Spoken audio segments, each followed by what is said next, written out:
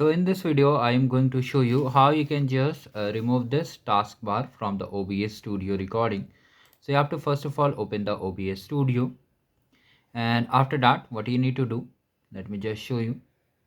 So from here, first of all you have to just right click over here and just click on transform, edit transform, scroll down, and at the bottom just type 58px 58. Okay, now from here just click on stretch and just apply it. You can see now the taskbar is not showing over here in the recording. This recording, then here you can see taskbar is showing, but in the latest recording now the taskbar won't be showing over here. Let me just record a demo also.